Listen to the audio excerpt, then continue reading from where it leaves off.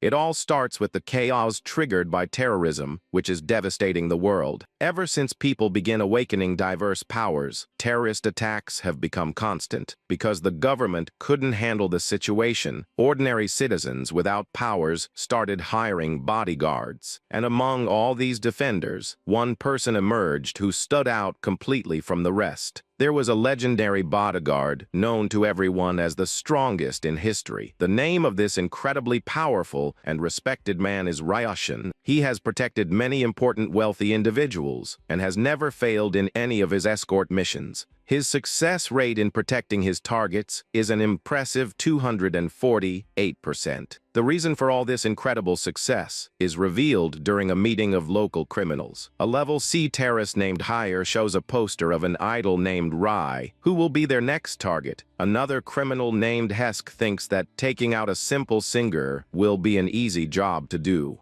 They start arguing about silly details about the girl until someone tells them to stop that conversation. The two continue grumbling about the point known the measurements of someone who is about to be eliminated. But Hire soon warns that there is a major problem in the way of carrying out the planned act. He reveals that the girl's personal bodyguard is none other than the feared and dangerous Roshan. Hesk's expression changes immediately upon hearing the name, and he says he has already heard many rumors about him. He asks if his partner has ever seen him in person, and what kind of special ability the bodyguard possesses. Ayer replies that legends say he can perfectly use any weapon that exists in the world. The speed of the revelation leaves the criminals intrigued and a little fearful about what they are going to face. Suddenly, a mysterious voice emerges in the room, calling both men cowards without hesitation. The new person in the room mocks the situation, saying that in the end, he is just an ordinary bodyguard. She is Nader, a dangerous class of terrorist who sees bodyguards only as meat shields. She thinks it is impossible for a simple human being to be able to carry all the weapons in the world around with them. Nader guarantees that she will send both the singer and the protector straight to the bad place when the time comes. But before they could continue the plan, a devastating blue explosion destroys the wall of their room. A curtain of smoke spreads through the environment, while the villains start coughing desperately. Totally frightened, they try to see through the dust and notice an imposing figure approaching. The terrorists are completely confused about what is happening there in their secret hideout. Nader widens her eyes as she notices the intimidating presence that just invaded the premises without permission. From the middle of the rebel, the cold and intimidating figure of the legendary protector they feared so much emerges. Ryushin himself appears with his striking red eyes glowing intensely in the midst of the darkness. The criminals fall into despair as they see the strongest man in the world enter the hideout so easily. While they prepare their powers to attack, his unique protection philosophy begins to be explained. Ryushin simply throws his high-tech briefcase into the air, completely ignoring the desperate question of his rivals.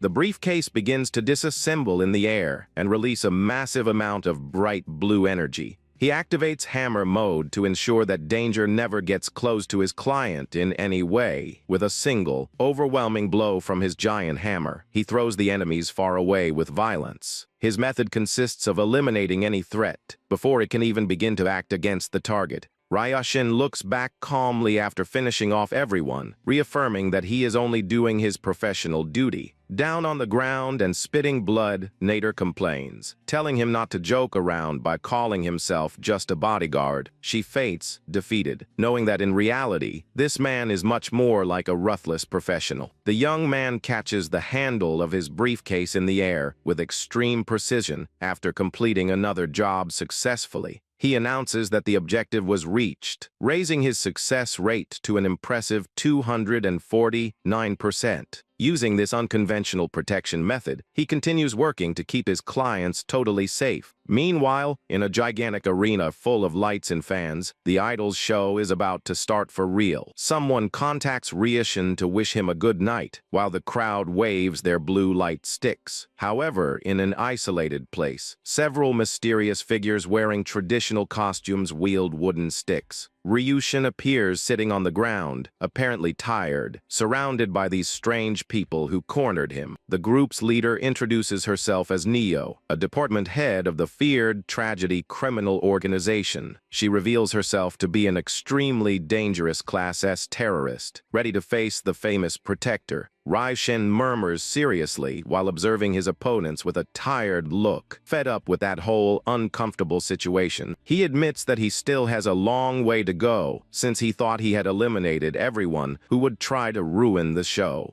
Neo clarifies quickly that her group's objective is not the singer, but the legendary bodyguard himself. Surprised to learn that he is the real target, the protector hears the girl say she wants to ask a question before anything else. She asks directly for the reason he chooses to protect his clients using such extreme and violent combat methods. He repeats the question out loud reflectively. He begins to recall his memories of the distant past. It all began back when he had just joined the agency and received the mission to escort a female musical group. The biggest dream of those young idols was to make people all over the world able to hear and love their music. The big day of their first performance was finally before everyone's eyes after much effort and rehearsals. As that was also his first mission, he swore in his heart that he would protect them with absolutely everything he had. However, even knowing the location and identity of the enemies, his superior decided to wait for them to attack first. Worried about the strategy adopted, the young man asked his boss if that passive attitude would really work. He suggested that they invade the enemy heading out immediately to neutralize the danger before any attack. The boss only laughed, calling him an idiot and reminding him that they were just simple bodyguards and not professionals. She told the rookie to stop giving advice to his superiors and let her take care of everything on her own from then on. However, because they chose to wait passively for the enemy attack, a terrible tragedy ended up happening. Rai was on the ground crying desperately while holding the lifeless body of one of her dear companions. The other members of the musical group also ended up passing away in a brutal way in that fateful surprise attack. In tears, the poor girl lamented the loss of all her friends without being able to accept that terrible reality. Ryushin stood still observing the devastating scene while apologizing from the bottom of his soul for the great failure. That night under the full moon marked the young man's life forever with an immense feeling of guilt and regret. Sometime later, he was isolated in a dark hallway when his boss appeared to talk to the rookie.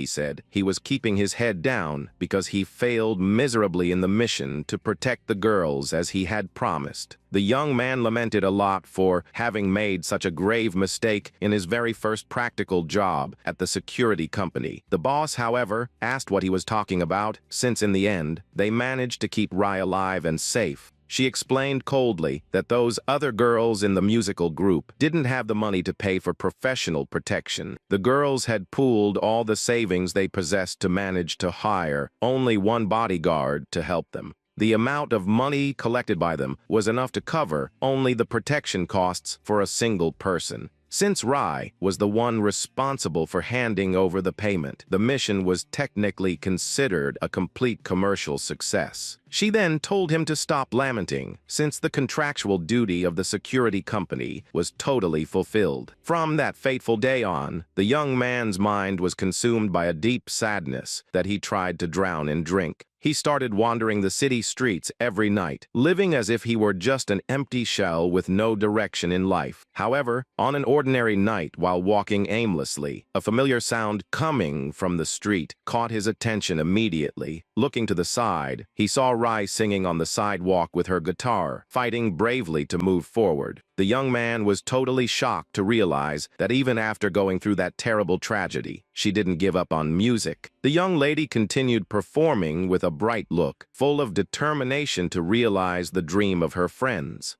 She kept a photo of the old group in a locket to remind herself to keep fighting for the dream of all of them together. By observing that girl's willpower, the former bodyguard finally found a new purpose for his own life. He decided he would do everything to ensure that a cruel tragedy like that would never happen to any client ever again. The young man made a solemn promise that he would hunt and eliminate all the threats hidden in this cruel world. Neo finds the story moving and finally understands the reason behind the young man's aggressive protection method. He stands up and asks what she really wants there, since it is evident that she didn't come just to watch Ri's show. Ryushin asks about Tragedy, the famous and gigantic criminal organization that spreads terror wherever it goes. The villain confirms that she is indeed part of the most dangerous and influential terrorist group that operates in the city's shadows. She explains quite calmly that she came to the location as an official representative of the feared organization. Nio reaches out towards the protector and reveals that she has an unrefusable business proposal to make to him today. The young man is quite suspicious of that sudden attitude and asks what this partnership offer is about. She promises that if he joins the group, none of them will touch Rai, in exchange for the protector stopping his hunt for criminals. Neo reminds him that he will never be able to eliminate all the threats in the world, because new dangers will always arise in the shadows. She concludes by saying that it would be much smarter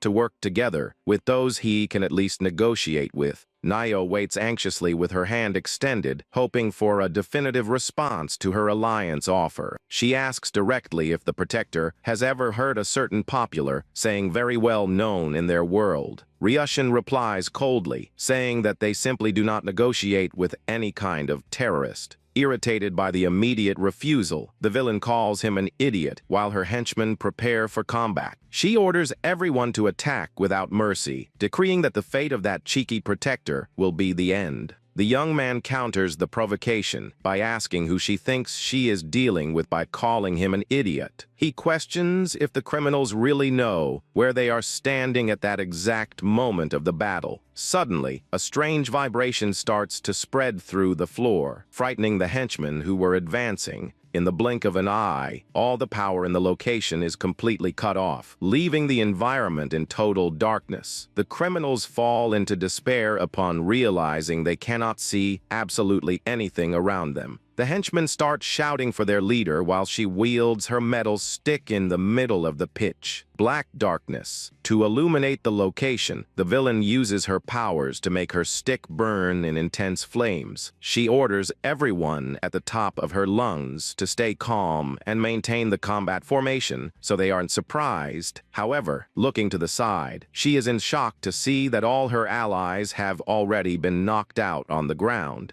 Not understanding how that happens so quickly, she lets out a frightened scream, faced with that bizarre situation. All of this is done strategically to clear the area, even before the singer gets on stage for the show. Suddenly, the protector emerges from the shadows, advancing against the criminal leader with overwhelming speed. Turning off the arena's breakers is a standard tactic of his to completely dominate adversaries in the darkness. The girl is hit squarely by a massive electric shock without having time to show any defensive reaction. The protector's powerful blow throws the powerful terrorist far away with simply absurd force. She spits blood due to the devastating impact of the direct attack that totally broke her guard. The villain is launched violently against the stage structures, which break with the force of the collision. Down and injured, she realizes with irritation that he was only talking to buy time and set the trap. Upon facing the young man's ruthless gaze, she calls him a demon due to his frightening coldness in combat. Ryushin walks calmly towards his opponent while his briefcase begins to accumulate blue electric energy again. The protector warns seriously that from that moment on, he is classifying the young terrorist as a threat. He activates his weapon's brass knuckles mode and declares coldly that he will eliminate her to ensure everyone's safety. Blue energy surrounds the hero's fists, creating an atmosphere of pure pressure and deadly danger for the villain. Even cornered, she smiles sarcastically upon hearing the almost impossible objective he wishes to achieve. The young man is not shaken by the provocation and remains focused on performing his work with surgical precision. Neo is totally enraged and screams for him not to be so smug before trying one last desperate attack. She advances with everything, wielding her stick wrapped in colossal flames to try to crush her opponent once and for all. The villain questions if he really believes that just one person alone is capable of eliminating all the evil in the world. She tells the hero to save his naive fantasies for when he is asleep, because that dream will never come true. With her strength totally released, she wields a gigantic weapon wrapped in red flames of pure hatred. The terrorist screams that his dream is nothing but an infantile illusion of a fool, completely out of touch with reality. But the hero responds to the attack with an overwhelming punch that breaks the sound barrier with a deafening impact. The direct and precise punch hits the opponent's chest squarely, interrupting her strike and dissipating all the flames. She falls defeated in front of the main stage, while the event organizers watch everything from afar, shocked, completely knocked out. The villain moans in pain, fallen on the concrete without the strength to even try to get up again. A boy from the team confuses the fallen giant weapon with a giant light stick, creating a very comical situation at the scene. The hero takes a step forward, realizing that perhaps he exaggerated a bit in the strength of the blow dealt against her. He admits calmly that he miscalculated his own strength when throwing that final punch at the criminal group's leader. The young terrorist only looks at him in absolute silence with a look of total disbelief after being surpassed so easily. Ryushin reflects on her criticism and admits that in the beginning, he also thought Ri's dream was a mere naive fantasy, but that determined girl's actions proved to him that it was possible to change things for real with effort. She had said that if people helped each other one at a time, perhaps that dream one day would become real. The young man pondered the immense amount of inhabitants in the world, but the singer had a brilliant answer in mind. She explained that instead of just staying around talking and theorizing, the most important thing was to actually act to make a difference. With a beautiful smile, Ri concluded by saying that nobody ever knows what will happen until they truly try with their heart. She started by performing for only 10 people on small stages with much simplicity and dedication. With the passing of time, her audience grew to dozens, and then hundreds of passionate fans. And now she finally performs before a gigantic arena with thousands of people screaming her name. Ryushin realizes from the crowd's vibration that it is almost time for the young singer to take the main stage. He believes that if he continues eliminating the threats one by one, he will manage to rid the world of all dangers. Neo counters the idea, telling him not to be ridiculous, because new threats will always continue arising without stopping. She states categorically that it is impossible to eliminate all the criminals in the world definitively. The villain insists on her partnership proposal, saying that it would be much smarter for him to join her group. Ryushin smiles slightly and says that that is something nobody will ever know until they truly try with their heart. The hero mocks, telling the boy from the team to wave the blue light stick and enjoy Ri's big show. The boy grumbles silently with his eyes closed, because the whole situation left him quite irritated. The almost absurd promise to protect absolutely everyone echoes remarkably in the hero's mind. The villain bites her lips with anger, stating that there is no possibility of something so perfect happening. She promises that she will make understand the harsh reality in the worst possible way right there at that exact moment. The girl floats in the air, concentrating an immense amount of magical energy to unleash a final attack. The young man remains firm in his position while he observes the colossal power that is about to collapse upon him. His red eyes glow intensely with the accumulated energy, indicating that he is also ready to act. A thunderous explosion of blue energy takes over the scenery, generating extremely violent air pressure. She declares from up high that his hopes are nothing but empty words without any practical meaning. The villain screams that she will blow up the entire stadium, destroying the young man's dream and also the young singer's at once. A colossal sphere of destructive energy is thrown towards the ground with the objective of pulverizing everything. The young man warns that he will not allow this, and activates the surprising cheer stick mode of his equipment.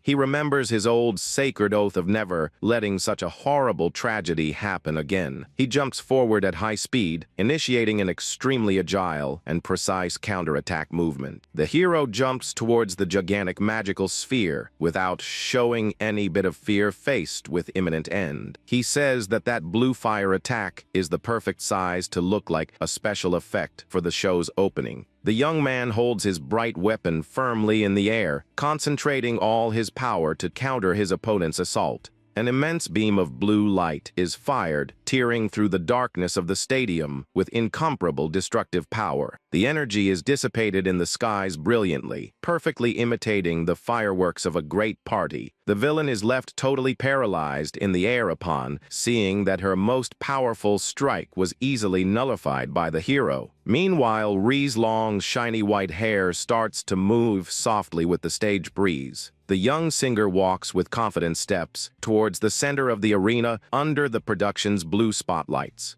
She looks up, amazed at the beautiful light effect the hero just created with his attack in the sky. In the audience, the fans observe the starry sky and the bright light show with looks of pure admiration and surprise. Rai smiles softly upon realizing that everything is going perfectly thanks to her protector's tireless effort. The cheer stick glows intensely, symbolizing hope and the beginning of a new era full of peace and music. The hero starts to descend slowly towards the ground after performing his mission with mastery and technical perfection. He lands softly near the defeated leader, maintaining the firm posture of someone who completed their professional duty. The young idol observes the horizon with determination, shining like the true star she was born to be. She gives a light and sweet smile, preparing to sing and enchant the crowd of fans who are waiting anxiously. The entire audience starts screaming with emotion, with posters and banners declaring their eternal love for the famous singer. She raises her gloved hand towards the skies to give the start signal for her first and remarkable song of today. The idol shouts into the microphone, asking if everyone is finally ready for the biggest night of their lives in the arena. The public responds with a deafening roar of joy, while the stage lights dance in tune with the music. Many fans are deeply moved, even crying with happiness upon seeing their great star shine on stage. Fallen on the ground and completely defeated, the villain observes the spectacle without managing to say a single word of fury. The hero looks at her and asks calmly if she finally managed to come to her senses after receiving the blow's impact. He tells the girl not to try to get up and just sit beside him to enjoy the show in complete peace. He points to the illuminated stage and asks if the singer performing so brilliantly isn't truly beautiful. Meanwhile, the boy from the team waves the giant red flame stick joyfully as if it were a toy. Neo remains in absolute silence while she tries to process the humiliating defeat she just suffered. She says with disdain that passing away at their hands would have been much easier than the fate that awaits her now. She warns that since the negotiations failed, both he and the singer are now on the radar of the worst terrorists. Faced with this imminent threat from such a dangerous group, she asks what he plans to do to survive. The hero focuses his determined gaze on the villain, showing that he does not fear any of the criminals in that organization. Meanwhile, on the main stage, Rai sings joyfully and enchants the entire audience present with her wonderful voice. He states with conviction that he will continue doing exactly the same protection work he has always performed with mastery. The scenery then changes suddenly to Naftaful, a city famous for being the hideout of many criminals.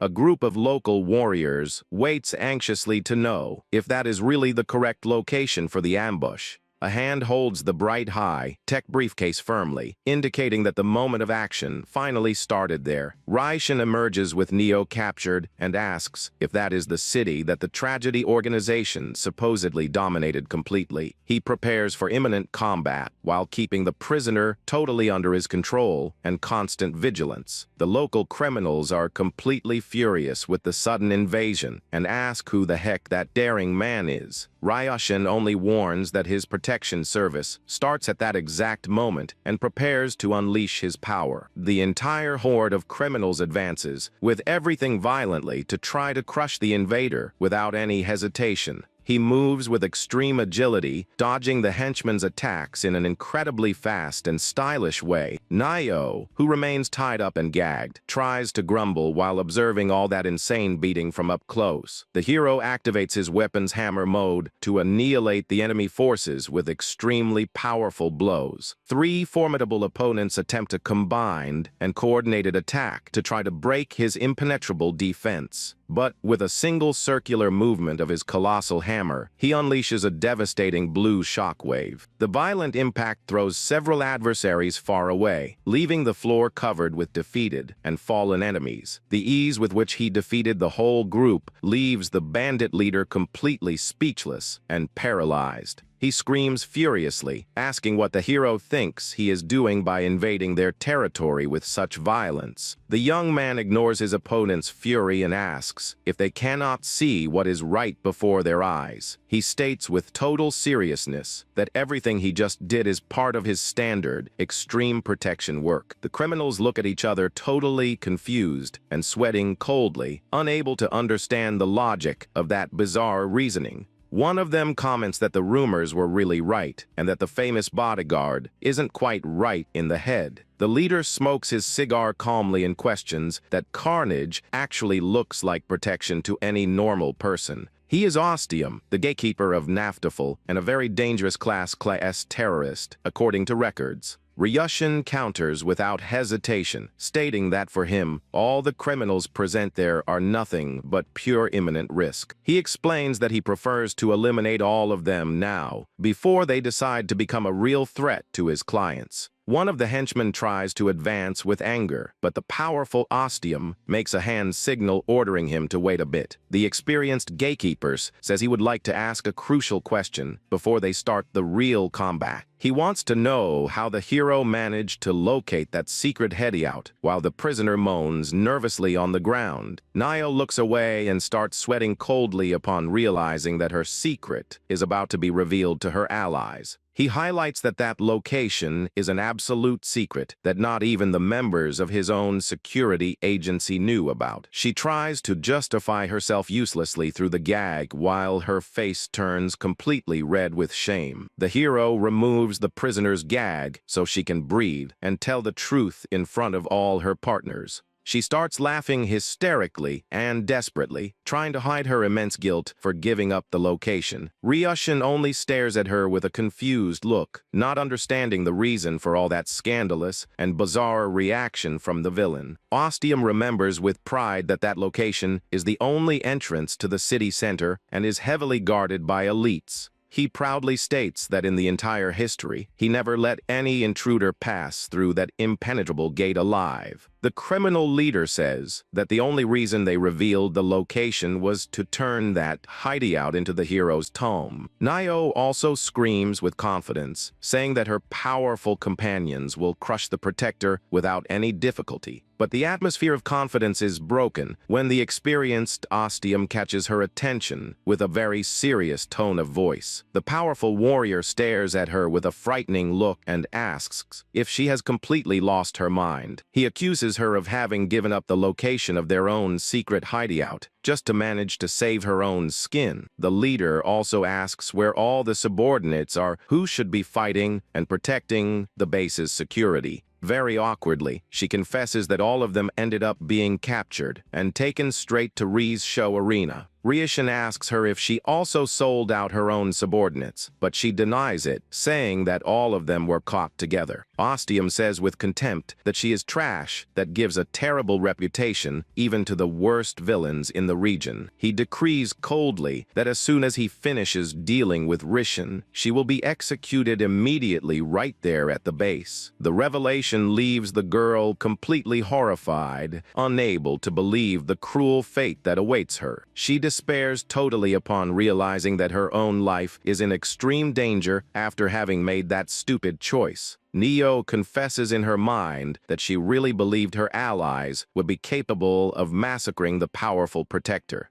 She realizes with dread that if the famous bodyguard ends up losing that fight, she will also pass away right after. Ryushin looks at her with mockery and comments that it seems that her own companions really don't stand her at all. She tries to argue by saying pathetically that it's all just a terrible misunderstanding between guild companions. The other henchmen scream with hatred, promising to rip her horns off and use them brutally as punishment. In tears, she hears her old allies say that she was always extremely annoying because of her flashy clothes. They continue the insults, saying that she is just a ridiculous fraud who shouldn't even wear that hairstyle. Impressed by the level of grudge, the hero asks what she did to be so hated by her own work partners. Sobbing and trembling with fear, she observes the bloodthirsty looks directed at her from all parts of the room. Desperate, the girl begs silently for the hero to hold on firm and manage to beat all of them in battle. Ostium decides to give an ultimatum to the hero, saying he is willing to offer one single and valuable chance to him. He demands that the protector just hand over the traitor in exchange for permission to leave there completely unharmed. She begs the young man not to believe their words, remembering with despair that terrorists never keep promises. The hero remains thoughtful, observing all that dramatic discussion with a totally cold and calculating look. Upon seeing the sincere tears in the girl's eyes, he lets out a light reflective grumble before making his final decision. The hero scratches his head in a relaxed way, pretending that he is very undecided about which attitude to take at that moment. He lies shamelessly, saying that there are too many enemies and that he sees no possibility of winning that battle alone. The hero grabs her hair and says that perhaps it is better to accept the peace agreement proposed by the gang leader. Neo screams desperately, stating that he is indeed capable of winning, since he defeated a Class S-level opponent easily. He counters, saying that if he fights to save her, he will be acting as a bodyguard who protects a feared terrorist. The girl argues in a hilarious way, saying that even terrorists possess the right to hire personal bodyguards. Leaving the joking aside, the hero leans over to hold the handle of his powerful combat briefcase again. He remembers seriously that she technically isn't even an official client who made some kind of payment to him. The young man starts turning around to leave the location, abandoning the villain to her own fate before her old allies. The young lady is completely left in the lurch upon realizing that her only savior is about to leave her behind without mercy. Seeing that the bodyguard is going to withdraw, the bloodthirsty henchmen advance in her direction with their sharp weapons. They scream furiously that all traitors to the organization must receive the end as severe punishment. The criminals jump in the direction of the helpless girl, who lets out a scream of absolute dread upon seeing the blade approach. She continues screaming desperately for the hero's name, begging for help in the last second of her life. The young man looks askance from the corner of his eyes, observing the girl fighting for her life in the middle of the henchman's attack. At the limit of despair, she screams with all her strength that she is officially hiring the hero as her protector. Upon hearing the official request for hiring, the protector stops his walking immediately, demonstrating interest in the proposal. He displays a half-smile and asks what will be the method of payment offered for this new escort service. She offers all the amount of money he desires, but the hero quickly refuses, saying he has no interest in money. The hero displays a bright digital holographic screen, revealing what he really wants to receive in exchange for his help. The girl observes the floating screen with eyes brimming with tears, trying to understand the terms of that sudden contract. The document demands that she hand over absolutely all the secret information she possesses about the criminal organization. The protector confirms with a smile on his face that he wants every small detail she knows about the terrible tragedy. She is totally horrified upon reading the clause, knowing that handing over this data is an unforgivable betrayal to the group. he simply continues walking out of the room, warning that if she refuses, the agreement will be cancelled immediately. The henchmen advance again with their sharp blades, forcing the young lady to make a quick decision under threat of end. With no other option to survive, she cries loudly and agrees to sign the digital contract in the last available second. The virtual contract is signed instantly, validating the extreme protection agreement between the young man and the young lady right there. Crying with relief, she screams, showing the digital screen, confirming that she signed the document exactly as he wanted. Satisfied, he says that the contract is in force and discharges a powerful blue lightning bolt that hits the enemies squarely in the location. The electric attack throws the henchmen far away with violence, leaving all the adversaries seriously injured on the floor. Ostium remains totally impassive while observing his subordinates fall defeated around him. Nio cries with emotion and says shyly that she will be counting on the help of her new and incredibly strong protector. The hero smiles in a friendly way while displaying the digital contract and officially calling her his dear client. The protector advances again in the direction of the combat, accumulating a massive amount of electric energy in his fist. He lands an incredibly fast and accurate punch, sending another henchman through the air without the slightest effort.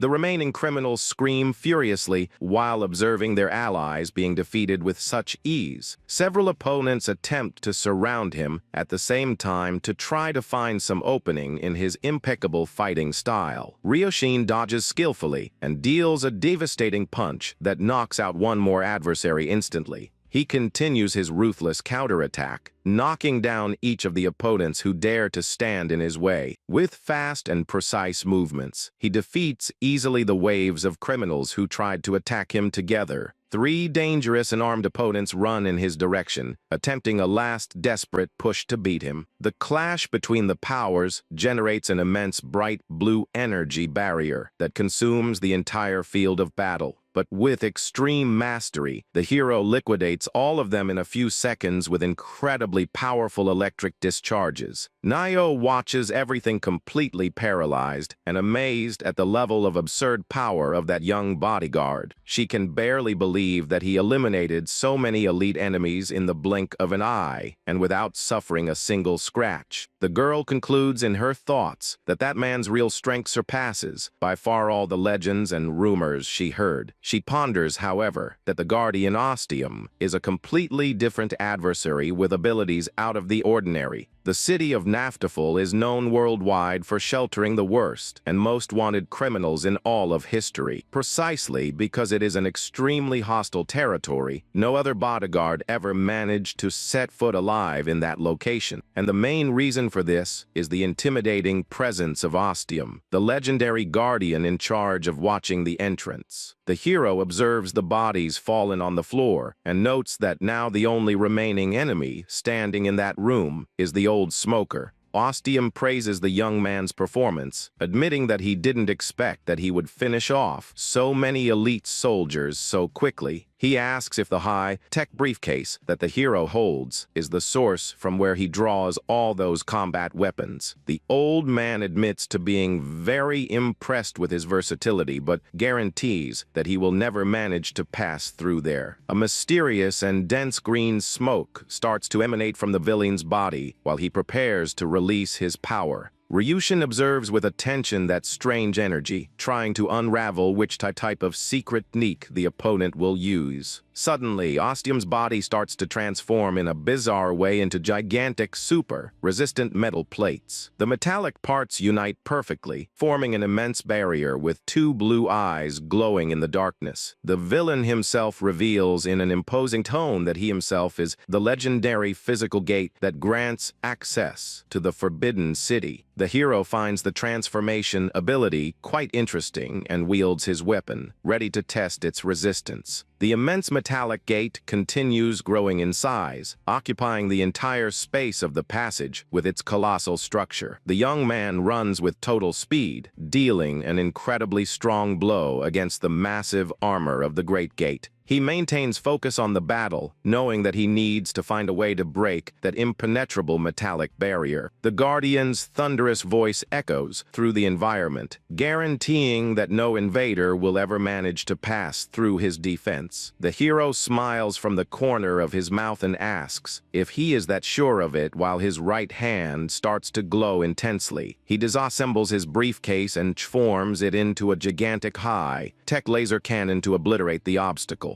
An immense amount of blue energy starts to be concentrated at the tip of the cannon, generating an incredibly strong glow. The protector fires a powerful and devastating beam of concentrated energy directly against the adversary's armor. The laser cannon hits the center of the immense metal gate, generating an explosion of blue sparks throughout the dark hallway. Roshan is a little impressed upon noting that even after the terrible shot, the gate didn't suffer any visible damage. Nio screams, warning that it is useless to try to break that defense only by using pure attack power due to his armor. She tells that in the past, dozens of security agency leaders united just to try to break his defense. But not even all of them together managed to make a single scratch in that feared guardian's colossal body. Intrigued by the revelation, the young man asks what would be that special condition necessary to open the gate. He inquires the prisoner about the secret, but she confesses, crying, that she really hasn't the slightest idea what it is. Ostia mocks Neo from up high, saying in a mocking tone that that girl's head is completely empty inside. She screams, saying that she is no fool, but the hero agrees with the villain and states that she definitely is. The Guardian says that he already couldn't stand her presence from the beginning, and that he is very happy to finally get rid of her. Indignant, she asks what she did so grave to be hated so intensely by all her companions. The immense metal gate reveals that frivolous and traitorous people like her are the ones he detests the most in the whole world. Ostium says that the date and location of the ambush against Ryushin were written clearly on the base's bulletin board. He complains that she simply ignored the official schedule and decided to act on her own with her henchmen. Nio is as shocked to learn of the warning, while the hero comments with mockery that now he understands the reason everyone hates her.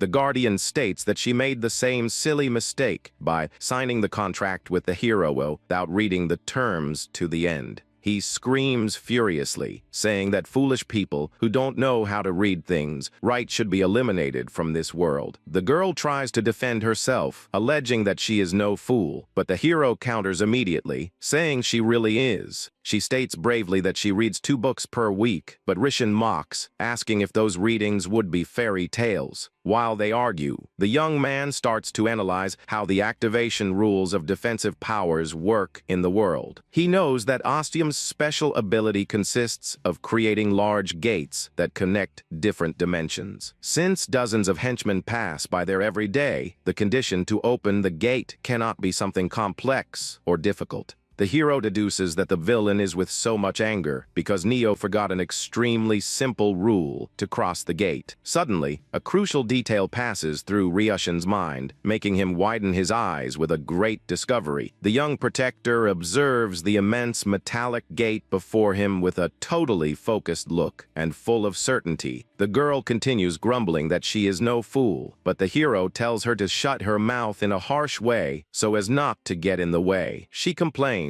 asking if he wasn't on her side, but Rishin simply warns that he already unraveled the whole mystery. He announces calmly to the immense metal adversary that he discovered the true condition to open that passage. He comments with mockery that the rule is incredibly simple and that now he understands the reason for the Guardian's great fury. The huge iron gate starts to shake slightly, faced with the surprising and sudden revelation made by the invader. The girl widens her eyes, not understanding how the hero managed to decipher the secret of the barrier in such a short time of fighting. The protector starts giving a brief, logical explanation about how special abilities of this world are categorized. The hero explains that the first class of abilities is based on pure attack powers used to destroy enemies. The second big category of abilities is focused on solid defense techniques made to nullify direct attacks. Finally, there are those of the special type with activation rules, very varied according to the complexity of each technique. He exemplifies by saying that in the offensive type, the more complex the condition to use it, the stronger the strike will be. In the defensive type, the functioning is exactly the opposite of what happens with attack powers. Since the special class powers are too varied, he decides to ignore that category to focus on the current problem. Roshin deduces that Ostium's power to transform into the impenetrable gate is a technique purely of the defensive type, and judging by the absurd resistance demonstrated against the laser cannon shot, his armor must be colossal. The hero concludes that the condition necessary to unlock and open that huge iron passage must be very simple. He asks if the girl managed to understand the logic, while she begs curiously to know what the great secret is. The young man prepares his bright electric chains, announcing that the answer to that enigma is extremely obvious. He throws the blue energy chains into the air, fastening them firmly to the metal handles of the huge gate. The electric chains tangle with force in the latches, ensuring a solid grip for the movement he will make next. The bright wiring is totally stretched, generating enormous pressure on the two doors of that colossal structure. The hero holds the chains with firmness and reveals that the secret is not to push the structure, but to pull it outwards. The revelation leaves the girl with her eyes widened and with an expression of pure disbelief faced with such simplicity. She says that that is impossible for being too simple, but the hero states that there is no more practical and efficient rule. He explains that all other invaders failed in the past because they tried to break the barrier by force without thinking. Upon dealing direct attacks from outside to inside, the force generated by the rivals acted by pushing the doors even more. Because of this pushing action, the gate never opened, since its only secret rule requires the user to pull it. The hero praises the adversary's genius psychological trick that managed to deceive everyone with such a simple condition. The girl remains incredulous with the silly secret, while the young man warns that he possesses the clearest proof of his deduction. He points his index finger to the metal structure, revealing that it is written literally the word "pull" there. Totally in shock, the young lady focuses her gaze on the metal lock of the immense gate, trying to see the cited warning. Between the iron handles, there really exists a small detail sculpted that had gone unnoticed by everyone. The word "pull" was written in a very visible way right in the center of the gap of the two giant steel doors. The safety warning on the metallic plate, indeed, brought the basic opening instructions in big blue letters. The girl is left with a completely silly expression and no reaction upon noting that the answer was always visible. She is enraged and screams, asking who would be the idiot who would write the opening condition exposed for everyone to see. The guardian himself is irritated and screams back, saying that the only truly foolish person there was Nio herself. Ostium asks with mockery when she thinks he took the trouble to write that word on his own body. He reveals irritably that he wrote that warning specifically for her right after she joined tragedy. Nio tries to justify herself, complaining that he could have just spoken out loud instead of writing in a hidden way. The immense metal gate sighs and points out that the girl simply never paid attention to anything around her. In one of his memories, she appears chewing gum and complaining that the huge metallic passage didn't want to open.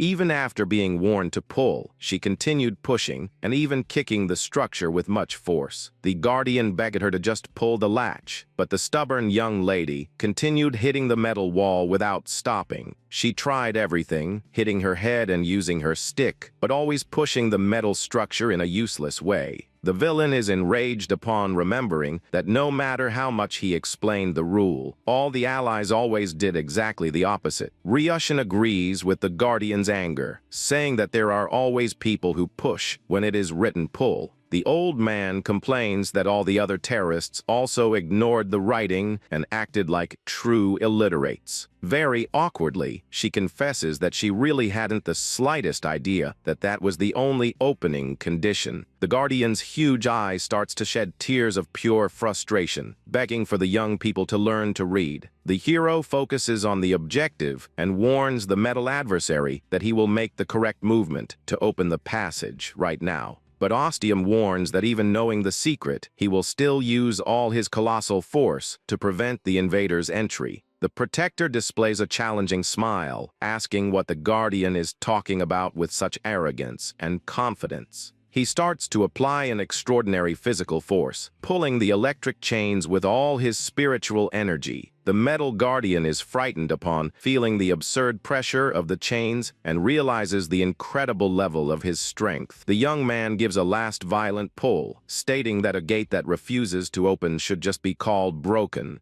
A strong bluish light erupts from the gap of the doors, while Nayo screams the name of her incredible protector in the middle of the shine. The young man displays an extremely confident look, declaring that a true gate must open in a triumphant way. The immense steel gate starts to give way, opening completely before the young bodyguard's demonstration of power. Ostium cries with anger, blaming Neo and stating that the failure happened only because of that warning made for her. He screams with hatred, swearing that he will never forgive the girl for the infantile error that exposed the entrance secret to the enemy. Even sweating coldly, she lets out a light laugh of relief for having managed to escape certain end in the last second. On that unforgettable day, the feared and impenetrable defense of the legendary Portal Guardian was completely surpassed. The gigantic iron gate that protected the heart of the criminal base was finally swung wide open before Ryushin. The hero and his new client observed the liberated passage, ready to start the infiltration plan in the Forbidden City. Carrying the girl on his shoulder, he crosses the portal, completing the first phase of his dangerous mission with great style. Meanwhile, in the urban center, the imposing and luxurious headquarters of the terrorist organization stands out at the top of the buildings. Inside the building, the elite executives of the criminal group start to meet with very serious expressions.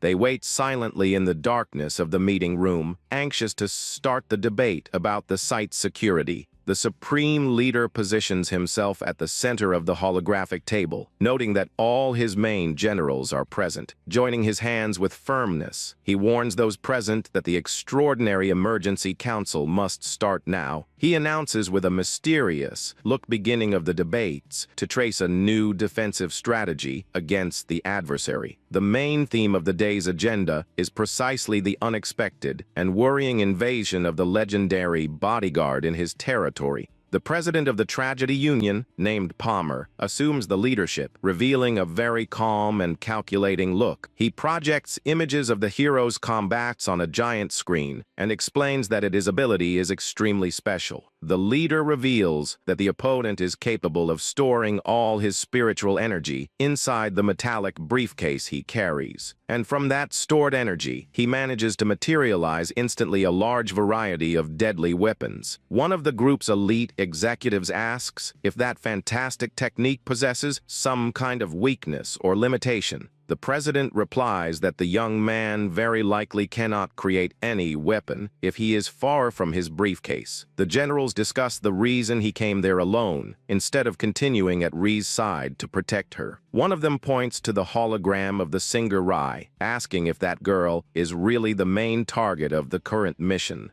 She inquires who hired them to eliminate the idol, since she didn't even appear to be a famous artist in the scenery. The president makes a brief, mysterious pause before answering the crucial question asked by his ally at the meeting. He states with seriousness that the identity of the secret hire is classified information that he cannot reveal at the moment. Silence takes over the room while the elite generals process the mystery that involves that assassination mission. In any case, he warns that everyone must focus on neutralizing the hero before he starts destroying the facilities. Palmer ends his pronouncement, looking at his elite generals, and asks who of them will volunteer for the hunt. Ryushin arrives at a huge technological city, illuminated by neons that they say is dominated by terrorists. He uses a simple disguise with a mustache and glasses while eating a sweet and observing the local movement. Several citizens walk on the sidewalks and look suspiciously at the pair that just passed by there. The strange behavior of the pair with flashy clothes and disguises attracts confused looks from the people. The young man comments that the location looks like just an ordinary village where normal people try to live in peace. Neo, who is being carried like a sack, asks if he really expected to see explosions everywhere. She begs to take off the heavy disguise, but he warns angrily that their photos are scattered throughout the city. He is surprised to see the villain worry about the innocent civilians who live in that dangerous region. Ryushin calls her attention to focus on the true objective, while they continue walking down the busy street. The young man confirms if their plan is still to invade the headquarters of the feared criminal organization. She remains in absolute silence and starts sweating coldly with nervousness at the frightening calmness of her protector. Upon realizing his true intentions, the girl screams in shock at his wanting to attack the headquarters. Ryushin crouches beside her and asks coldly if she has some problem with that invasion plan. She warns desperately that the strongest leaders meet there, but he thinks that this is the perfect situation. The young man asks her to remember her personal protection philosophy, to understand his way of acting. He explains that he prefers to gather all the worst threats in one single place to eliminate them in one single time. The girl asks desperately what he intends to do upon invading such a dangerous place, completely alone. With a sarcastic smile on his face, the young man reminds her that they are two, and not just one as she thought. She screams, saying that she is a terrorist and not his ally, but he insists that she must help him redeem himself. Seeing that he will not change his mind, she suggests that at least they seek some strong allies before going. He counters, saying that the enemies will not stay waiting with crossed arms while they prepare. Ra-Shin warns that he prefers to crush the villains before the situation gets out of control and the combat extends. With an intimidating look, he demands that she fulfill the signed contract and take him straight to the big building. The girl is left completely speechless and trembling before the assassin and frightening aura of the protector. In her thoughts, she mocks the contract and plans to betray him as soon as she finds an opportunity for escape. She smiles in a malicious way, believing that that will be the hero's last meal before his total ruin. Her plan is to deceive him and take him straight to the headquarters of the most violent security firm in the whole region. The young lady knows that the criminals think she changed sides, but plans to reverse this terrible misunderstanding. She believes that as soon as she hands over the hero to the local authorities, her reputation as a villain will be restored. She can barely contain the smile upon imagining that Sushi will be able to go back to acting freely as a terrorist. Suddenly, the girl focuses her gaze on a huge digital poster of wanted people that glows on the alley wall. The electronic panel displays the young man's photo for $150,000 and hers for $200,000. Her poster warns that the shot against her is authorized and that they must inflict the maximum possible pain. Raishin points to the screen and complains indignantly for her having a reward much bigger than his. She starts laughing loudly, feeling quite proud for being considered more dangerous than the protector. But upon reading the violent details of the poster, she cries with dread and begs to go to the headquarters soon. Meanwhile, in the meeting room, the elite generals demand that the president go personally to the base. The president, with his face marked by lipstick, is completely surprised and indignant at the order of his generals. The subordinates complain, saying they don't usually accept missions when they don't know the client's identity. They insist that as he is the only one who knows who made the request, he must go resolve the situation immediately. The supreme leader remains in absolute silence, with a look of extreme dissatisfaction, faced with demands. Palmer lets out a long sigh and admits that he has no choice but to reveal the secret to his allies. He prepares to reveal the name of the true person behind the attack against the famous and young singer Rai. However, a terrible and violent tremor starts to shake the entire meeting room, interrupting their conversation. Outside, the citizens start looking up, frightened upon feeling the earth tremble intensely. The reflection in the eyes of a resident shows the imposing silhouette of the hero descending towards the big building. A colossal explosion destroys the top of the luxurious tragedy headquarters, spreading smoke and rubble through the air. The people in the street fall into absolute panic upon witnessing the sudden destruction of the huge building. In the middle of the dust that spreads through the room, the villains are left totally without understanding what is happening. From the destroyed ceiling emerges Russian, glowing in blue energy, and ready to face all the leaders at once. Russian celebrates having found all the executives together, because this saves his work of hunting them one by one. He prepares to start the combat while observing the president of the union, sitting calmly right before him. Palmer mocks the arrogant attitude of the hero,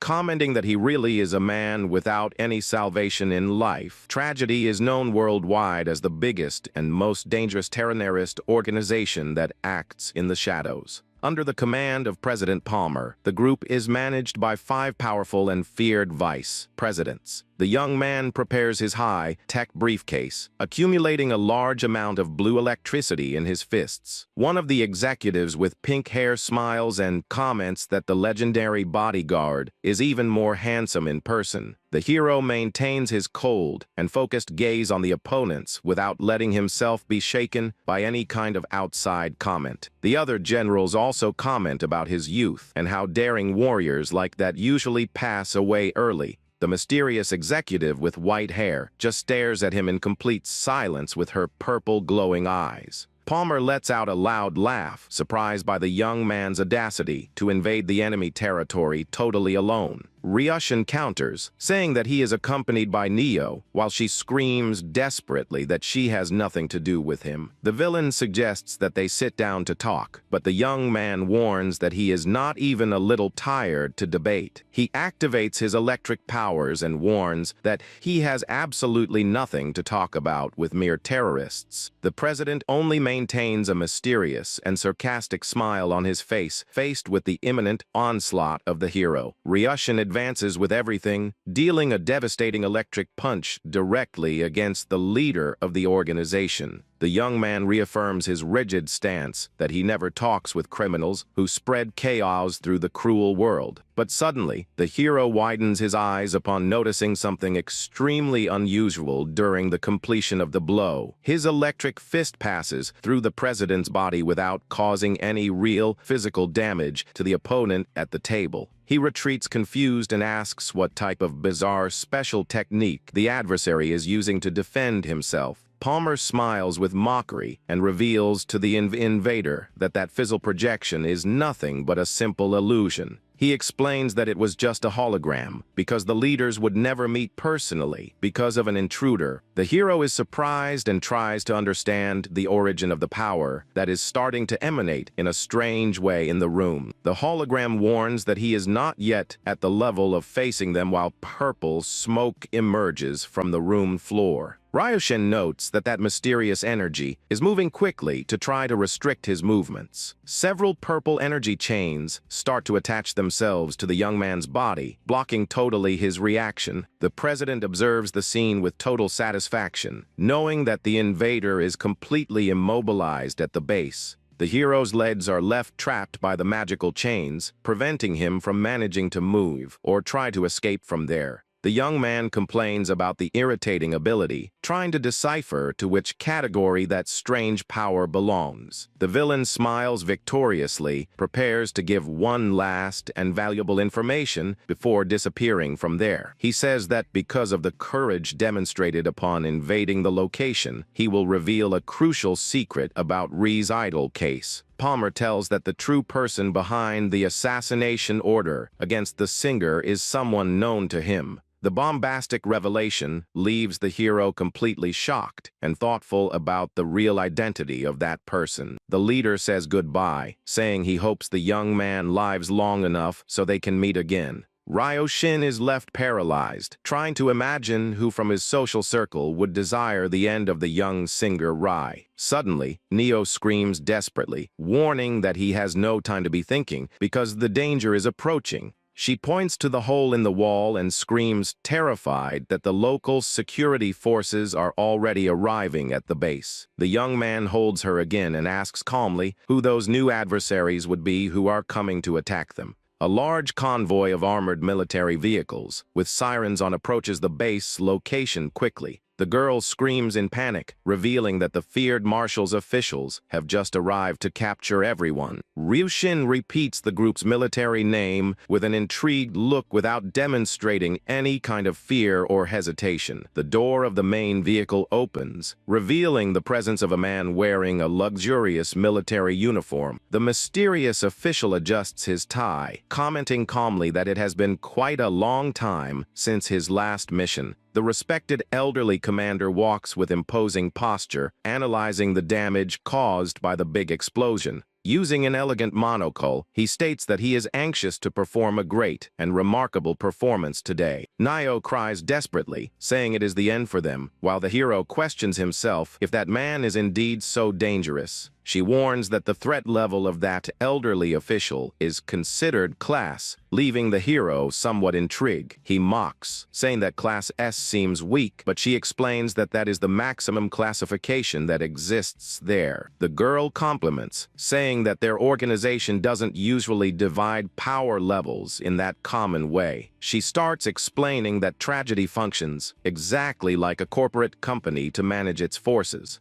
She explains that the Class D and C members occupy the lowest positions of section chiefs in the company. The warriors, considered Class B, are responsible for commanding the internal departments of the group. Rising in the hierarchy, the powerful class of criminals occupy the important positions of vice, directors, and any level above that is controlled by the Class S elite, whose powers vary in an absurd way. The girl starts sweating with dread upon recognizing the identity of the dangerous opponent who just arrived there. The mysterious man is actually the feared president of the division responsible for all the guild's security. She warns desperately that that elite official possesses a colossal and extremely destructive strength. The elderly commander starts to move his conductor's baton, creating beautiful blue musical notes in the chilly air. With an elegant tone, he pronounces a magic word, pointing his wand directly against the building. A colossal and violent wave of sound destroys the base, causing the hero and the girl to fall in the middle of the chaos. Fallen in the middle of the stones, she cries desperately, believing that that is the definitive end of their lives. The commander positions himself before his soldiers, ready to order the immediate capture of the invaders. He asks with quite calmness for his subordinates to play a funeral song for the poor intruders. The organizational structure of tragedy counts on the president and 5 powerful vice presidents at the top. Right below them are 10 influential directors responsible for managing the group's subsidiaries. She explains the entire complex and rigid corporate pyramid that governs the internal functioning of the faction.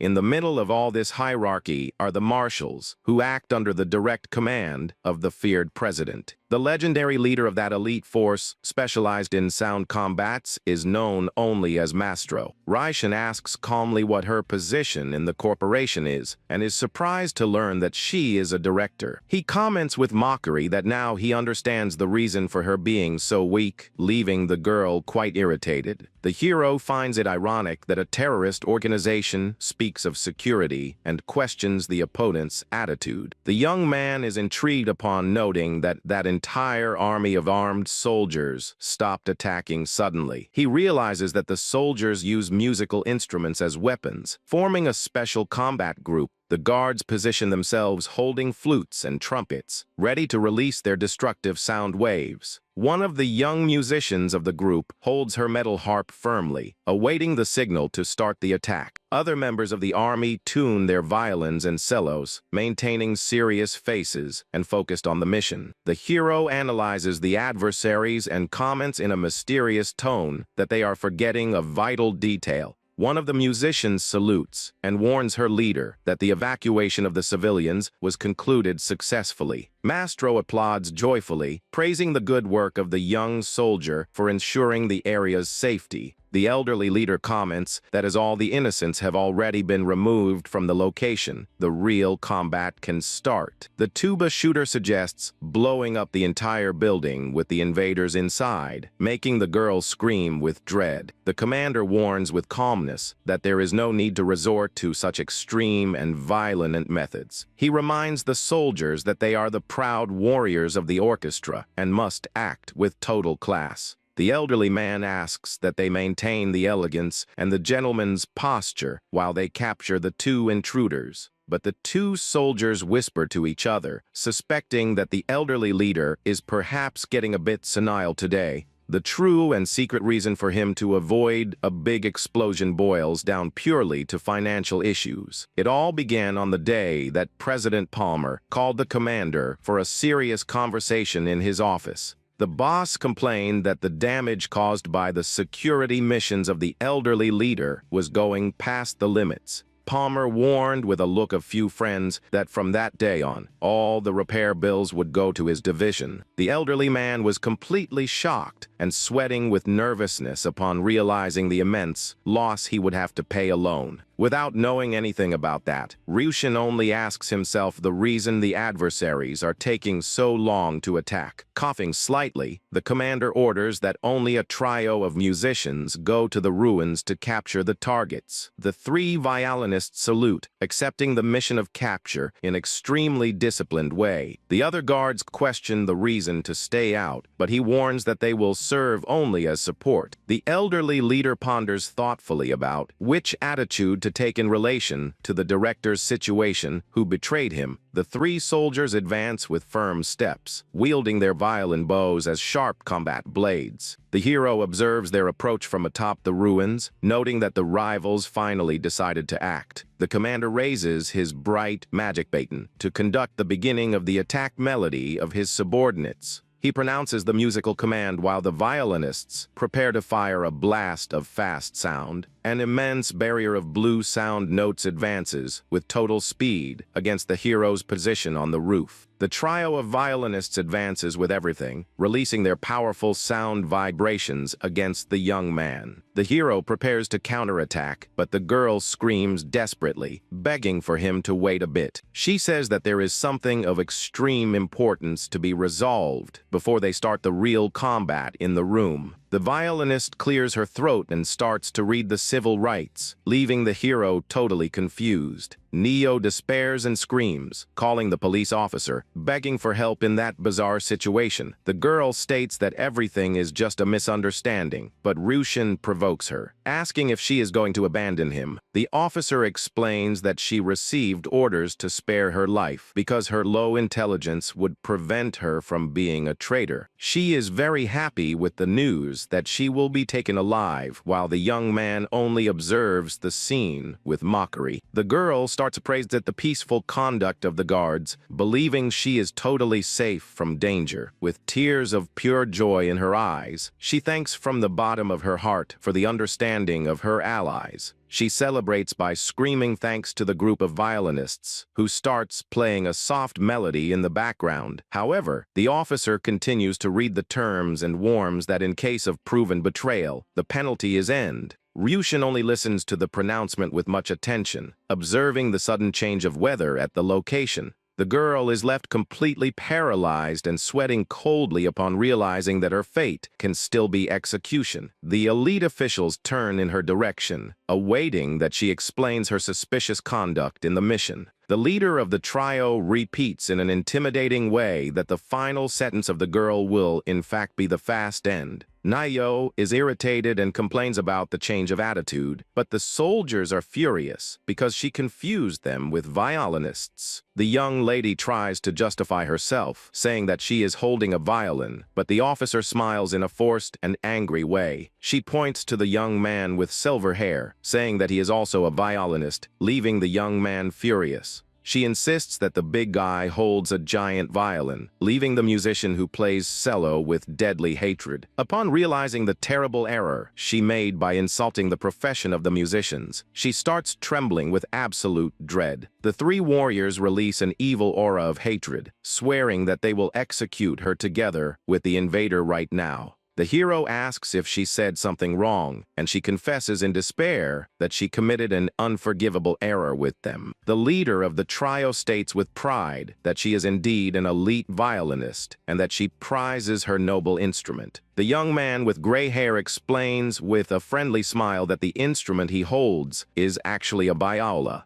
The big guy with calm features compliments that his beautiful and imposing string instrument is a cello. The violist warns the hero that he will try to nullify his sentence, but guarantees that the young traitor will have no mercy. The officer sighs sadly, lamenting not having managed to resolve the old ally's case in a peaceful way. She assumes an aggressive combat posture and declares that the immediate execution of the traitor must start now. The trio of strings starts to concentrate an immense amount of destructive energy through their instruments. A violent storm of pink and green energy involves the helpless girl, who lets out a scream of absolute dread. A devastating explosion of sound echoes throughout the meeting room, generating an immense shockwave that shatters the concrete. In the middle of the smoke emerges the hero's voice, warning the opponents that he cannot allow them to take his alley. The young man uses the power of his briefcase of advanced technology to materialize a large blue defense shield. He blocks the sound attack with mastery, saving the life of the girl, whom he considers his valuable client today. He stares at the three opponents, listing with mockery the correct name of each one of the instruments they utilize. The protector points his index finger, stating that he is classifying everyone there as threats that must be eliminated. Meanwhile, from the outside, the elderly Mastro begs desperately for the soldiers to fight with elegance. An immense air pressure starts to make the ceiling of the meeting room shake before the fury of the combatants at the base. The leader of the trio asks if her partners are prepared to release the group's most devastating attack. She raises her violin and announces the beginning of the complex and feared symphony of mass destruction against the hero. Ryushin focuses his determined gaze on the opponents, concentrating his own blue energy for the imminent clash. The musicians play their first notes, generating dozens of cutting blades of highly destructive pink and green sound. The coordinated attack transforms into a true whirlwind of musical notes that advances fast through the meeting room. The young man activates his briefcase, generating a blue electric dagger, and screams, ordering the girl to wake up immediately from there. With an incredibly fast and precise movement, he cuts all the electric ties that held the young lady on the floor. Finally, free from the magic restriction cords, she gets up quickly, ready to try to flee from the danger. The hero warns that he will not manage to protect her and dodge all the strikes at the same time, demanding that she move alone. The girl runs to take shelter, while the colossal wave of destructive sound crashes violently against the barrier. Ryushin keeps himself firm, dodging and blocking the musical projectiles with his powerful bright blue electric shield. Ryushin utilizes all the strength of his electromagnetic barrier to support the consecutive strikes of the trio of musicians. He realizes that the real combat is just starting while he analyzes the sound frequencies that surround him. The young man maintains total focus on the air battle, observing the trajectory of each attack launched against his position. He admits in his thoughts that the power level of the opponents is in fact worthy of a great military elite. The hero praises their fantastic performance, describing that onslaught as a divine musical performance. He recognizes seriously that the hidden power behind those combat melodies is in fact frightening and dangerous. The leader of the trio smiles flattered and comments joyfully that the famous bodyguard has a very refined ear. He jokes, saying that his client is a great professional in that area, which forced him to learn about music. She finds the story fun and praises the young man's good taste in the choice of his clients in a friendly way. The young officer admits to being almost without courage to eliminate him, suggesting that he just surrender without resisting. The young man refuses the proposal, alleging that they are too dangerous for him to allow them to continue acting loose. Neo runs terrified in the background, demanding that they stop praising each other and focus soon on the life or death fight there. The young man asks if she cannot hear the beautiful harmony, but she screams that she is just trying to survive. She begs for him to finish off all of them soon, while the hero laments having to waste such a melody. The girl is irritated with his philosophical attitude while the protector continues analyzing the combat score. Ryushin explains the theory behind the music, highlighting how the violin acts, leading with mastery the main theme. He compliments by saying that the viola serves as the perfect bridge, connecting the high and low sounds of the song. Finally, the cello gives the necessary support from below, creating simply perfect harmony for the trio. The young man says he could listen to that all day, while the young lady screams desperately that she will pass away if he doesn't act. He calms his ally, explaining that the real problem of that combat is not lack of will to beat the enemies. The young man confesses seriously that in reality, he simply cannot find any opening to attack. Ryushin explains that their teamwork is too perfect, which prevents any attempt at counterattack. He continues praising the fantastic union of frequencies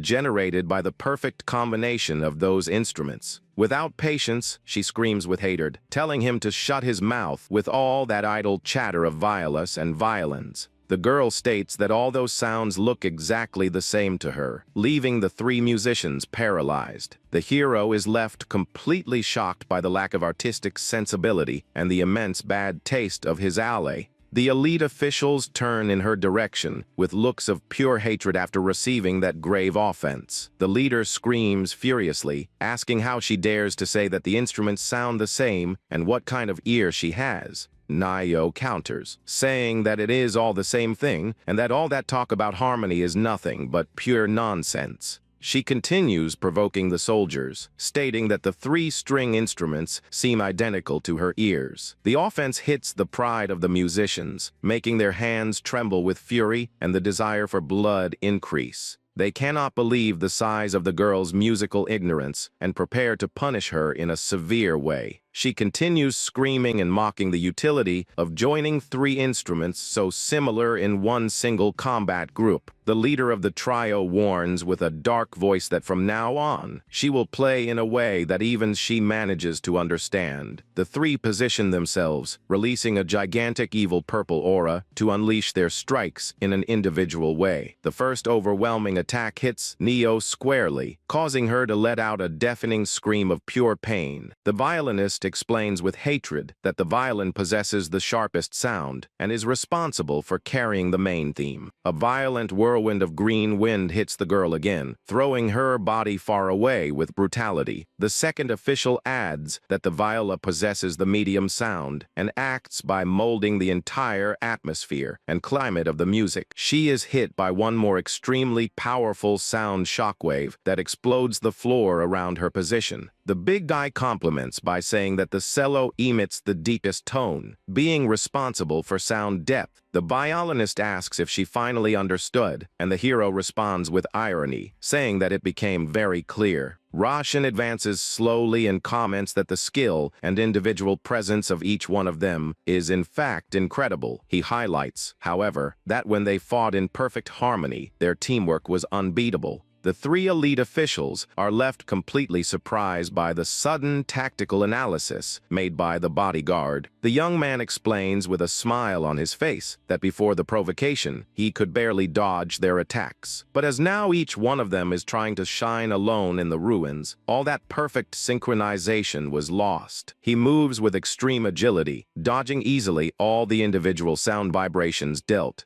The hero transforms his briefcase into a colossal laser cannon and points the bright nozzle in the direction of the adversaries. The three elite warriors fall into absolute despair upon seeing the immense amount of energy that aims at them. A colossal blue energy beam is fired by the hero's laser cannon, illuminating the entire combat scenery. The young man observes coldly his overwhelming sound attack sweep the three opponents in the blink of an eye. The commander Mastro and the young clarinet soldier are left completely in shock upon witnessing that blow. The cannon opens a gigantic hole in the building's roof, causing the rebel to fall through all parts. The elderly man despairs immediately and cries loudly upon realizing the immense loss he would have to pay alone. The young soldier screams worriedly upon seeing her three elite companions falling knocked out from up high. The officials fallen on the floor receive the desolate look of the commander, who walks in their direction slowly. The rear guard falls into complete panic upon noting that the strongest warriors of the team were beaten easily. They run to check if everyone is still breathing after receiving that terrible and violent electric blow. The leader of the trio cries upon noting that her precious combat violin ended up being completely destroyed. Neo continues celebrating the fact of being alive without worrying about the fury that starts to grow among the guards. The companions of the trio turn in silence in the direction of the intruders, maintaining extremely serious faces. The elderly commander focuses his gaze on the young man, demonstrating fury in a simply frightening grudge. Ryashin and his companion emerge from the middle of the smoke, demonstrating to be completely unscathed and ready to fight. The elderly man prepares to attack the hero, guaranteeing that he will avenge the humiliating defeat suffered by his trio. Ryushin mocks the situation, saying that the musicians are still alive and that he can barely wait for the next song. Mastro asks if the spare instruments are ready so that the musicians return soon to the combat. He warns seriously that if they break the new violins, the value will be deducted directly from the salary. The elderly man raises his magic baton again, ordering the entire orchestra to start the elimination symphony. The nozzle of the commander's wand glows intensely, scaring the pair who observe him from afar in the ruins. A colossal storm of colored sound waves is fired with violence against the hero's electric shield. The young man utilizes his briefcase of technology to reinforce the defense barrier, supporting the violent impact. He assumes a firm resistance posture, while the destructive energy of the instruments clashes with force. An immense sound explosion propagates through the entire area, illuminating the ruins of the room with a strong blue shine. The hero notes that the firepower of the adversaries increased quite a bit with the arrival of the new support musicians. He praises the harmony generated by Mastro, to which she screams desperately, telling the protector to just protect her. The young man maintains total focus on the battle, trying to unravel what is the true secret behind those powers. He concludes that the ordinary soldiers possess abilities of the attack type that transform sound into pure energy, and the elderly commander possesses a special technique of the support type that applies great improvements to the entire team. The hero realizes that attacking in a careless way would be a grave error, because there is no evident opening in the rhythm. The young man takes his decision and calls the girl, who observes him frightened from inside his blue protection barrier. Ryashin orders that she utilize her special ability of provocation to try to break the group's synchronization. The girl is left somewhat confused with the request, but the young man explains that he needs to destabilize the musicians' rhythm. He reveals that he is looking for an opening to perform the counterattack, but their melody is too perfect.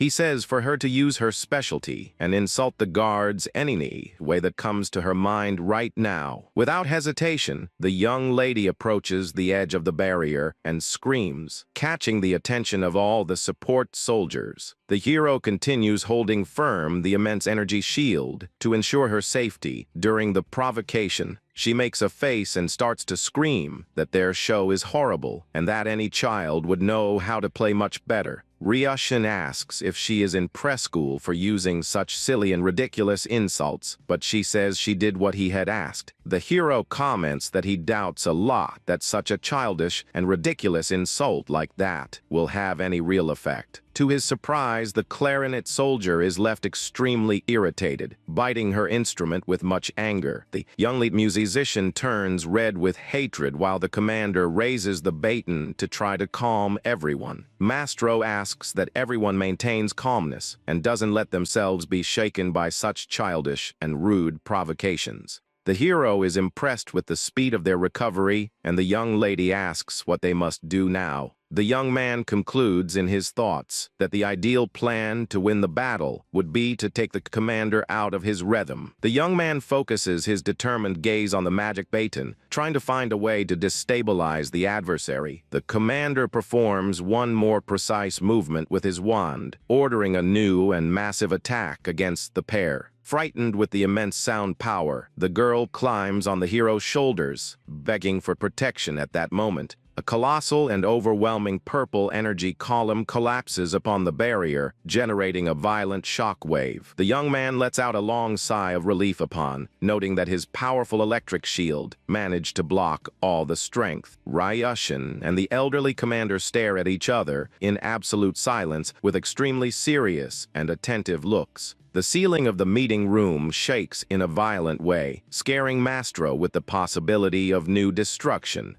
The elderly man screams desperately, demanding that his soldiers play much more softly and calmly in the battle. He orders rudely that everyone follows the movements of his baton to avoid more damage to the physical structure. The hero observes from above the enemy orchestra, trying to memorize the position of each one of those musicians. Suddenly, a crucial detail passes through the young man's mind, making him widen his eyes with a great idea. The young man warns that it is the allies' turn to act, but she screams frightened, not understanding the reason for having to fight. She complains, saying that there is no chance of winning the gang, and accuses him of wanting to abandon her in the ruins. Ryushin only sighs and warns calmly that he brought her favorite weapon stored in his technology briefcase. The girl is left completely surprised and fascinated upon learning that he brought her valuable combat stick. A large and powerful reddish stick starts to materialize before her with a very intense shine. She holds her favorite combat weapon, displaying an enormous joy for having it back in her hands.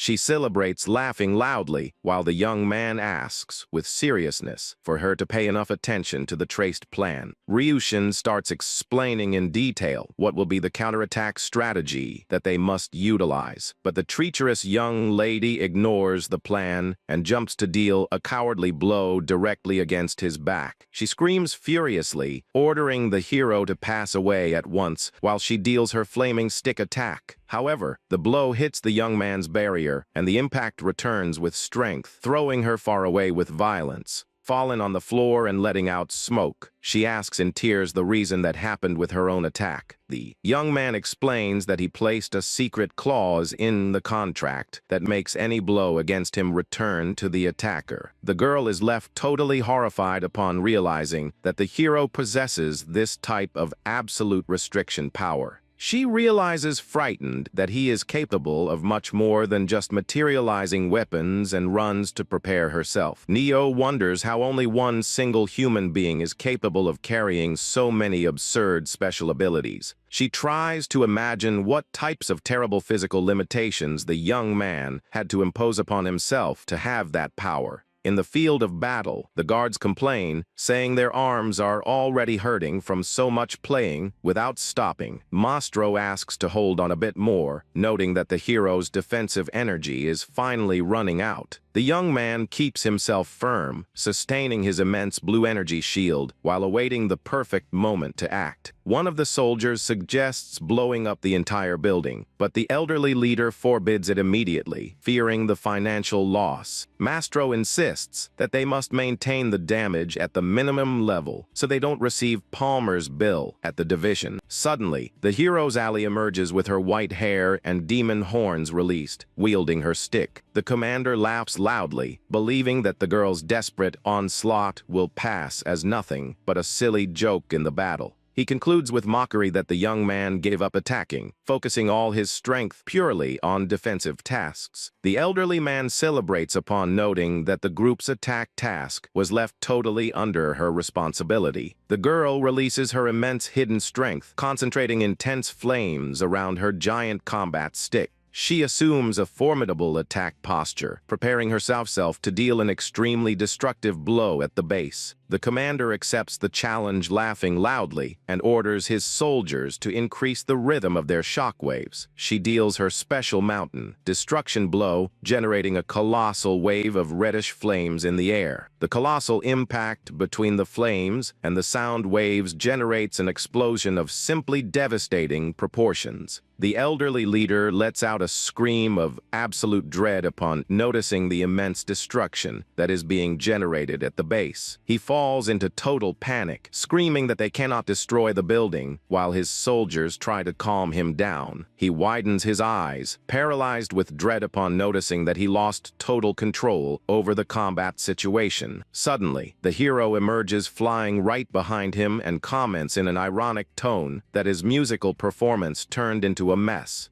The young man realizes that the leader was controlling his own strength, only to not damage the commercial building. Ryushin deals an overwhelming electric punch that breaks the floor and throws the elderly commander straight against the concrete. The devastating impact of the electric discharge crushes the adversary's defense, ending the battle in a definitive way. Standing over the defeated commander, the young man warns coldly that he should have worried about his own life. Ryushin stands victorious before the defeated elderly commander, leaving the other soldiers shocked by the scene. The leader tries to calm his subordinates, saying that he is perfectly fine and that they do not need to worry. The guards complain, saying that it is karma for him having ignored the group's opinions about using full force. The elderly man gets furious and yells at his command, explaining that he did not destroy the place on purpose. He explains that the damages are deducted from their budget and asks if any soldier prefers to pay the bill.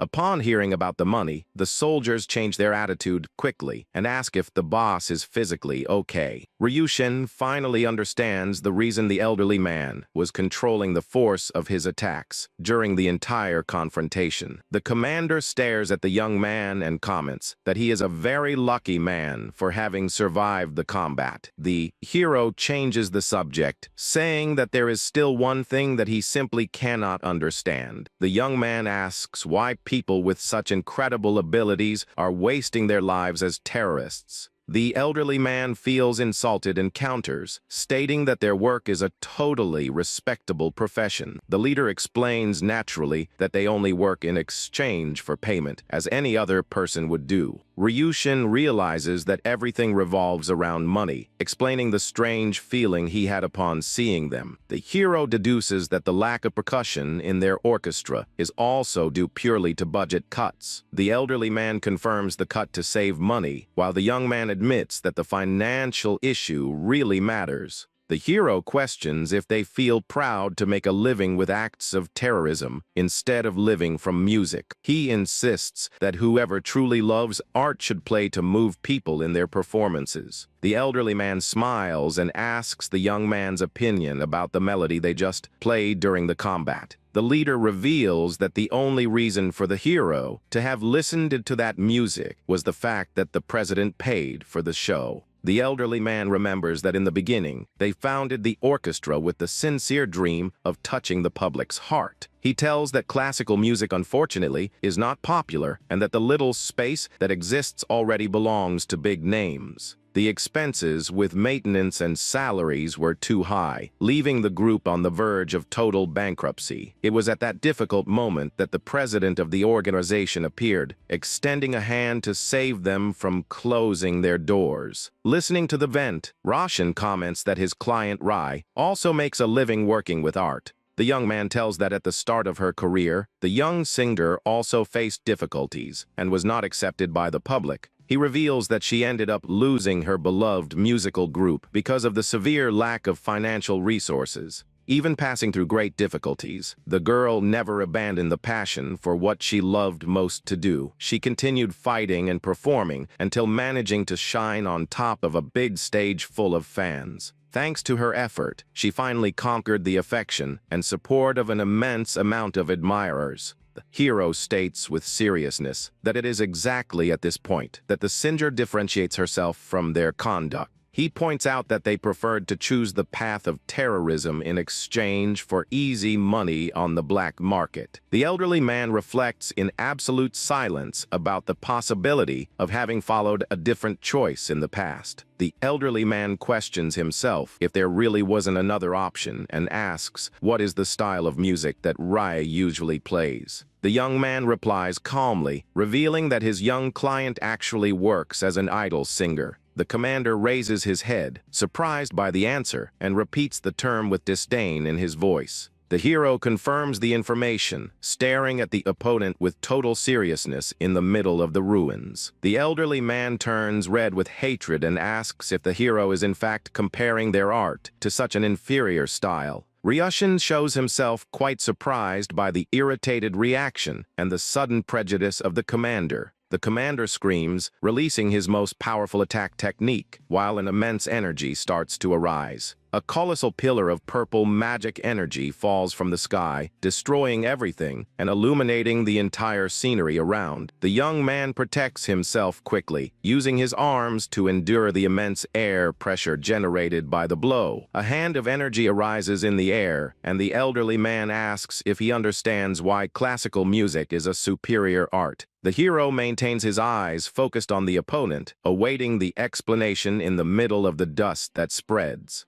The leader explains that the first big reason is the long and rich history that this classic style carries with itself. He compliments that many years of hard training and dedication are necessary to become a true master. The commander highlights that the extremely high price of classical instruments is also part of that value. Next, the elderly man questions the relevance of idols, stating that their history is short and insignificant. He says that any pretty person can become an idol without needing to have any true, real talent. The elderly man states with contempt that nowadays, even machines manage to do all the work of these singers. With an immense aura of power rising behind himself, the commander declares that the difference between them is gigantic. The elderly man is left extremely furious, screaming that the young man is an arrogant brat for trying to give him moral lessons. The hero only repeats the word with disdain in his look, staring coldly at the elderly commander's prejudice. He asks, smiling, if to be considered high class, the art needs only to cost extremely expensive. The commander states without any hesitation that the answer to that question is yes, and that this is obvious. The young man mentions the old saying that a good artisan should never blame their work tools for the result. The elderly man counters, saying that any artisan would choose the tool of $1 million